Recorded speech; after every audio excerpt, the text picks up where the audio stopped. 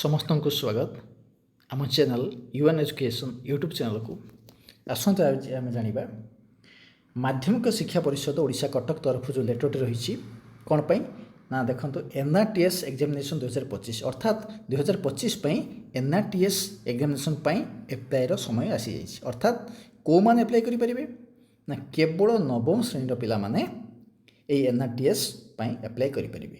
ଏବେ ଆମେ ଜାଣିବା ତା'ର ସମୟସୀମା କେତେ ରହିଛି। ଦେଖନ୍ତୁ 19/7/2025 ତାରିଖରୁ ଆମର ଆପ୍ଲାଏ ଡେଟ୍ ଆରମ୍ଭ ହେଉଛି ଏବଂ ଚାଲିବ କେ ପର୍ଯ୍ୟନ୍ତ ନା 6/8/2025 ତାରିଖ ପର୍ଯ୍ୟନ୍ତ ଚାଲିବ। 19/7/2025ରୁ 6/8/2025 ପର୍ଯ୍ୟନ୍ତ ଆପଣମାନେ ଆପ୍ଲାଏ କରିପାରିବେ ଅନଲାଇନ୍ ଜରିଆରେ। ଏବେ ତାର ସମ୍ପୂର୍ଣ୍ଣ ଗାଇଡ଼ଲାଇନ୍ ଜାଣିବା। ଏହି ଶିକ୍ଷାବର୍ଷରେ ନବମ ଶ୍ରେଣୀରେ ପଢ଼ୁଥିବା ଇଚ୍ଛୁକ ଛାତ୍ରଛାତ୍ରୀମାନେ ମେଧାବୃତ୍ତି ପରୀକ୍ଷା ନିମନ୍ତେ ଯୋଗ୍ୟ ବିବେଚିତ ହେବେ। ଯେଉଁମାନେ ନବମ ଶ୍ରେଣୀରେ ପଢ଼ୁଛନ୍ତି, ଯେଉଁମାନେ ଇଚ୍ଛା ପ୍ରକାଶ କରିବେ ଆପ୍ଲାଏ କରିବା ପାଇଁ, ସେମାନେ ଆପ୍ଲାଏ କରିପାରିବେ। ପଏଣ୍ଟ ନମ୍ବର 2, କିପରି ଆବେଦନ କରିବେ ନା କେବଳ ଅନଲାଇନ୍ ଜରିଆରେ, ଅଫଲାଇନ୍ରେ ହୋଇପାରିବ ନାହିଁ, କେବଳ ଅନଲାଇନ୍ ଜରିଆରେ ଆପ୍ଲାଏ କରିପାରିବେ।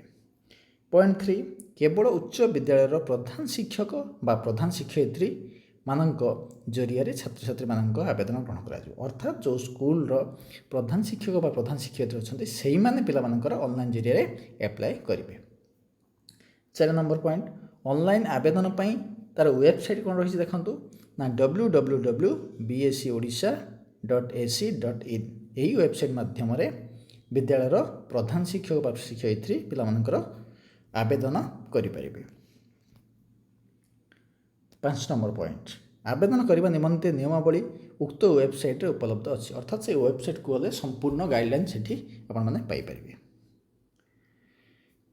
ପରୀକ୍ଷାର୍ଥୀମାନଙ୍କର ମେଧାବୃତ୍ତି ପରୀକ୍ଷା ନିମନ୍ତେ ପ୍ରତ୍ୟେକ ଛାତ୍ରଛାତ୍ରୀଙ୍କୁ 100 ଟଙ୍କା ହିସାବରେ ୱେବସାଇଟ୍ରେ ଦିଆଯାଇଥିବା ନିର୍ଦ୍ଦେଶ ଅନୁସାରେ ଦାଖଲ କରିବାକୁ ହେବ। ଅର୍ଥାତ୍ ଯେଉଁ ପିଲାମାନେ ଆପ୍ଲାଏ କରିବେ NRTS ସେମାନଙ୍କୁ 100 ଟଙ୍କା ଲେଖାଏଁ ଦେବାକୁ ପଡ଼ିବ, ଯେଉଁଟାକି ୱେବସାଇଟ୍ରେ ନିର୍ଦ୍ଦେଶ ରହିଛି।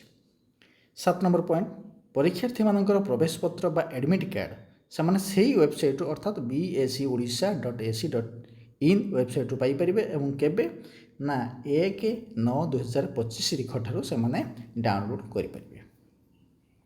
ଶେଷ ପଏଣ୍ଟ, ମେଧାବୃତ୍ତି ପରୀକ୍ଷା 10/9/2025 ତାରିଖ ବୁଧବାର ସକାଳ 10 ଘଟିକାରୁ ମଧ୍ୟାହ୍ନ 12 ଘଟିକା ମଧ୍ୟରେ ନିର୍ଦ୍ଧାରିତ ପରୀକ୍ଷା କେନ୍ଦ୍ରରେ ଅନୁଷ୍ଠିତ ହେବ। ଅର୍ଥାତ୍ ପରୀକ୍ଷା କେବେ ହେବ ନା 10/9/2025ରେ ହେବ, 10ଟାରୁ 12ଟା ପର୍ଯ୍ୟନ୍ତ ପରୀକ୍ଷା ଚାଲିବ।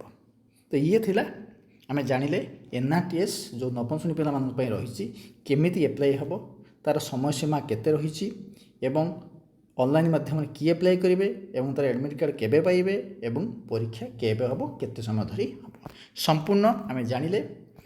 ଯଦି ଆପଣମାନଙ୍କ ଭିଡ଼ିଓଟି ଭଲ ଲାଗିଛି ନିଶ୍ଚୟ ଲାଇକ୍ କରିବେ, ନୂଆ କରି ଆସିଲେ ଚ୍ୟାନେଲକୁ ସବସ୍କ୍ରାଇବ୍ କରିନେବେ ଏବଂ ସୁନ୍ଦର ମତାମତ ରଖିବେ ଏବଂ ସେୟାର ନିଶ୍ଚୟ କରିବେ। ତ ଆଜି ପାଇଁ ଏଇଠି ରଖିବା, ପୁଣି ଏକ ନୂଆ ଭିଡ଼ିଓ ନେଇ ଆସିବା ଖୁବ୍ ଶୀଘ୍ର। ସେତେ ପର୍ଯ୍ୟନ୍ତ ମୋତେ ବିଦାୟ ଦିଅନ୍ତୁ। ରହୁଛି, ଧନ୍ୟବାଦ।